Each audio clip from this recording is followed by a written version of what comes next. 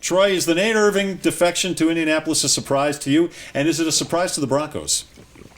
Not to the Broncos. They knew he was going to shop around and see if there was maybe an opportunity for more playing time, maybe a fresh set of eyes on him, if you will. It's a weird career Nate Irving had. He had all this potential, but it always felt like he was keeping the seat warm for somebody else, or that they were always trying to replace him.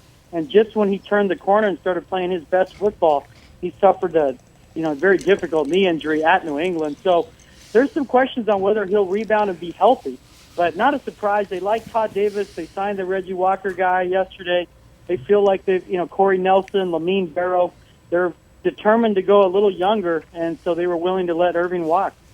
Troy, you got ahead of me there, but I think people had kind of forgotten that toward the end of the season, Nelson played some. Todd Davis, who had, forgive me if I'm wrong, but when he laid of Oakland or something, he'd come in here as a free agent during the course of the season, that he was pretty impressive in the last couple of games. They got the kid from LSU last year in the draft, and Steven Johnson's coming back.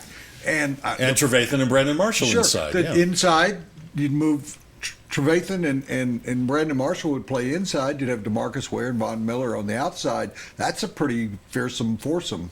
Not to they steal like a it. name. The issue, Woody, will be the health of both Trevathan and Marshall. Trevathan suffered 3 injuries to the same knee, and it was kind of explained like it was unrelated, but it's hard to believe. It was all basically right around his kneecap. So, it's almost semantic to say it wasn't. It was the same area, 3 different occasions. They need him back. They need him healthy. They need his energy. He's a leader. And Brandon Marshall had a foot sprain that has still been lingering, and he hurt it, against San Diego in November, or early December, excuse me. So they need those two to be healthy. If they're healthy, I agree with you, Woody, they should be fine. And Lamine Barrow and Corey Nelson have to step up. Todd Davis was the best of the group, and they picked him up off the street from the New Orleans Saints. They signed him off a practice squad.